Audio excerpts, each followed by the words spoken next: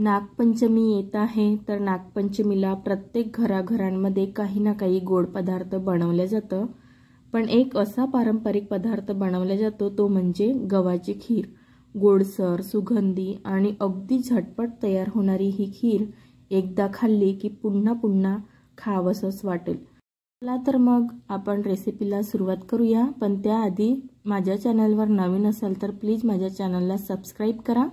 तर इथे मी एक बाउल गहू घेतलेले आहे। तुम्ही गहू कोणत्या पण प्रकारचे वापरू शकता इथे। तर हे गहू मी स्वच्छ साफ करून घेतलेले आहे आणि आता याला मी 3-4 पाण्याने स्वच्छ धुवून घेणार आहे। तर याला असं छान पाणी टाकून हाताने असं चोडून चांगलं धुवून घ्यायचं गव्हाला सर्वात आधी। तर गव्हामध्ये जास्त डस्ट वगैरे राहते, कचरा राहते, तर तो पूर्णपणे निघून गेला पाहिजे।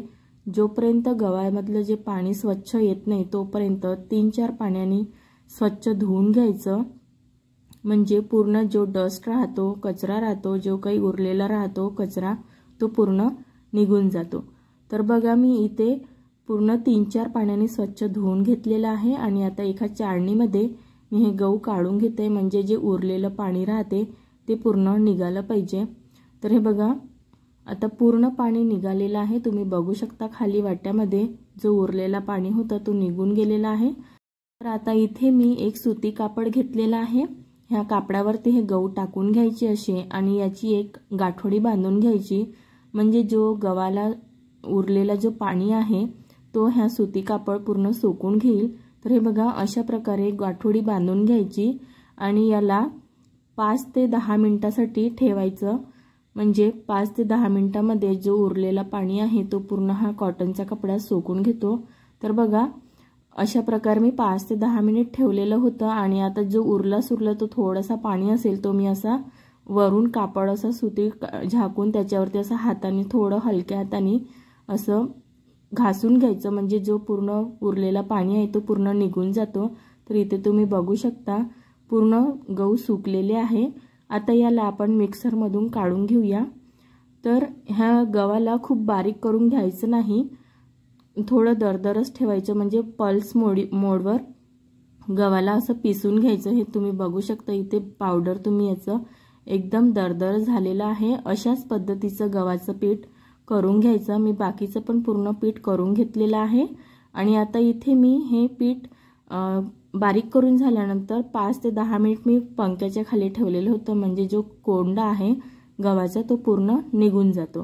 तर हे बघा मी आता ताटामध्ये घेऊन असं पाकडून घेत आहे याला, म्हणजे हा कोंडा पूर्ण गव्हाचा निघाला पाहिजे, नाहीतर तो खीरमध्ये चांगला वाटत नाही, असं तोंडामध्ये चिकटल्यासारखं होते। तर हे बघा अशा पद्धतीने पूर्ण कोंडा गव्हामधला काढून घ्यायचा हळूहळू असं पाकडून। तर बघा मी पूर्ण कोंडा काढून घेतलेला आहे गव्हामधला। तर आता इथे मी एका गंजामध्ये पाणी गरम करून याच्यामध्ये टाकून घेतलेला आहे, म्हणजे हे गहू लवकर सोक झाले पाहिजे पाण्याने, गरम पाण्याच्या वापरामुळे। तर बघा मी हे झाकून ठेवलेलं होतं 10 मिनिट। तर बघा 10 मिनिटानंतर पूर्ण ही जी गव्हाची सोजी आहे ती पूर्ण फुललेली आहे गरम पाणी टाकल्यामुळे। तर बघू शकता तुम्ही किती मस्त फुललेली आहे। तर आता याला आपण कुकरमध्ये 2 शिट्ट्या येतपर्यंत आपण याला शिजवून घेऊया कुकरमध्ये। तुम्हाला जर लवकर करायचं असेल तर तुम्ही गहू तुम्ही कुकरमध्ये टाकून 4 ते 5 शिट्ट्या, म्हणजे जास्त तुम्हाला जेवढ्या हव्या तेवढ्या तुम्ही शिट्ट्या घेऊन हा लवकर गहू शिजवू शकता, जर तुमच्याकडे जास्त वेळ नसेल तर। तर बघा इथे मी थोडंसं पाणी टाकून घेतलेलं आहे आणि आता याला मी 2 शिट्ट्या लावून घेतलेल्या आहे। तर बघा 2 शिट्ट्या झालेल्या होत्या। हे आता आपली जी उरलेली जी सोजी होती थोडीशी कचरट होती, तर ती पूर्णपणे आता शिजलेली आहे, तुम्ही बघू शकता। तर आता इथे मी गॅसवर वाटण ठेवलेलं आहे, याच्यामध्ये 2 चम्मच मी साजूक तूप टाकून घेत आहे। तर ह्या तुपाला गरम झाल्यानंतर मी इथे ड्रायफ्रूट टाकत आहे। तुम्ही तुमच्या इच्छेनुसार कोणते पण ड्रायफ्रूट टाकू शकता। मी इथे काजू आणि बदामचे तुकडे करून काप करून इथे फ्राय करून घेत आहे। तुम्ही हवं तर याच्यामध्ये खोबरा किस किंवा खोबऱ्याचे छोटे छोटे तुकडे टाकू शकता आणि तुमच्या इच्छेनुसार तुम्ही ड्रायफ्रूट पण टाकू शकता। तर हे आता आपले ड्रायफ्रूट झालेले आहे तळून। तर आता याच तुपाच्या तेलामध्ये आपण हे सोजी टाकून घेऊया आणि हिला चम्मचनी व्यवस्थित मिक्स करून घ्यायचं। आणि इथे मी आता 1 वाटी हे गूळ घेतलेला आहे, याला बारीक करून घेतलेला आहे छान। आणि याला आता इथे आपण टाकून घेऊया आणि मिक्स करून घेऊया छान चम्मचनी। गुळाने खिरेला खूप मस्त चव येते आणि टेक्स्चर पण खूप छान येते। तुम्ही तुमच्या हिशोबाने गुळाचं प्रमाण कमी जास्त करू शकता। तर बघू शकता किती सुंदर कलर आलेला आहे आता खिरेला। तर इथे मी आता 4 छोटे चम्मच साखर घेतलेली आहे, पोहे खायच्या छोट्या चम्मचने घेतलेली आहे मी 4 चम्मच साखर। हिला पण मी इथे टाकून घेतलेली आहे आणि आता हिला पण छान व्यवस्थित मिक्स करून घ्यायचं।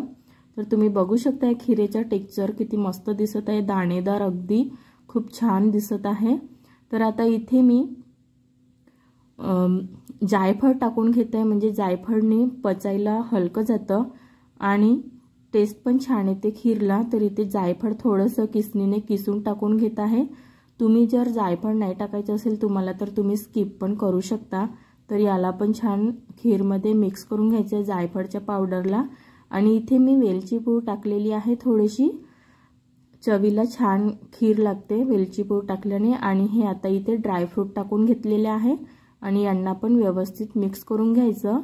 तर तुम्ही बघू शकता आपली खीर तयार आहे, किती मस्त दिसून राहिलेली आहे, कलर सुद्धा आणि टेक्स्चर सुद्धा। तर तुम्ही अशा पद्धतीने झटपट ही रेसिपी करू शकता। गव्हाची खीर जास्त वेळ सुद्धा लागत नाही।